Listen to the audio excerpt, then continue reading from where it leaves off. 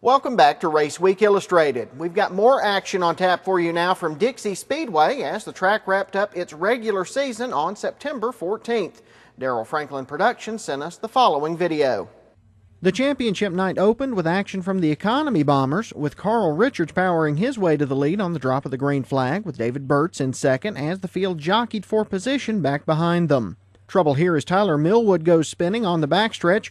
Burtz jumps on the brakes and spins, trying to avoid him. Back under green, and a big battle for the lead shapes up between Greg King and Carl Richards. King has the run on the inside, and he will make it work in turn 3 as he sweeps into the lead. From there, it's all Greg King as he drives away to score the victory. Richards finishes in second, with Shane Smith in third, Wesley Scott in fourth, and James Gagnon in fifth. The Super Bombers were up next as Kirk Atkins jumped out to the early lead with Ted Minix and Terry Vollrath in pursuit. Final lap, Minix closes on Atkins. He wants the lead. Atkins works to hold him off and keep the top spot. Coming off turn 4 to the checkered flag, it's Atkins in the Dodge scoring the win. Minix has to settle for second with Powell in third, Daniel Brewer in fourth, and Richard Bagby in fifth. In pony stock, Shannon Etheridge and Jeremy Ray fight for the early lead. Etheridge will come away with the top spot. Final lap, Hartwell George's Mason Tucker is the leader. He will power off of turn 4 and under the checkers to be flagged the winner. But Tucker fails post-race tech, handing the win to Shannon Etheridge. Ronnie Fawcett finishes in second with Jake Jones in third, C.J. Detmer in fourth, and David Kirkland in fifth.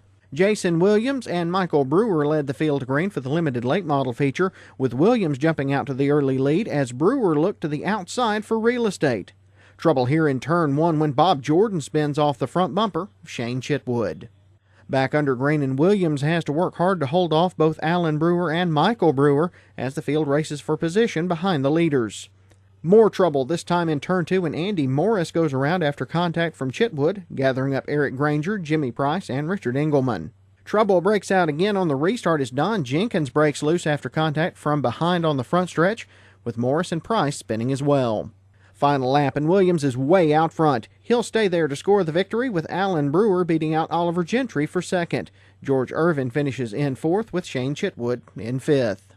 The Super Late Model started off their feature with a 4-wide salute to the fans as the Super Late Model field prepared to do battle in their regular season finale at Dixie. Then it was time to get down to business as Ray Cook powered out to the lead, with Jody Somerville and Jake Knowles battling side by side for second behind him. While the field settled in behind him, veteran Ray Cook was all alone out front as he worked lap traffic on the final lap. Cook would go on to cross under the checkered flag to score his second straight Dixie Speedway Super Late Model victory and as many appearances at the track. Michael Page finished in second, with Donald McIntosh third, Doug Stevens in fourth, and Jake Knowles in fifth. Next up were the crate late models, where trouble broke out on the start as one car fails to fire in the pack, triggering this incident that included the number 49 of Jeff Darrenell.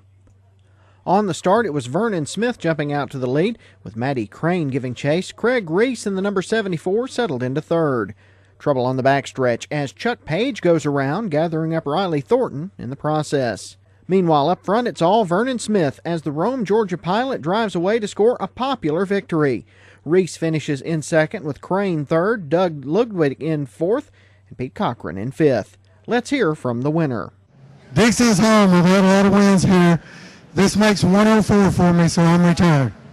The Cruiser Division wrapped up the night's racing action as Chris Neese jumped out to the early lead, with Greg Wilson in second and a 3-wide fight for third behind them. Trouble here for Randy Ledford as his car gets away from him in turn 4. He'll catch a gear and keep on going. No caution. We stay green. More trouble as Daniel Ray goes into the spin cycle in turn 2. Final lap, George Wilson leads, but behind him John Sexton and Neese tangle on the backstretch, with Sexton getting the worse end of it. Meanwhile, George Wilson comes off turn 4 to be flagged the winner. But his car fails post-race inspection. That hands the win over to Jimmy Wilson, with Timmy Ragsdale, Randy Ledford, Brandy Brewer, and Charlie Ivey rounding out the top 5. In other news, we head down to Flags Speedway in Pensacola, Florida now, where Chase Elliott made his way to the lead on lap 39 and went on to score the 100-lap Pro Late Model victory in the track's regular season finale.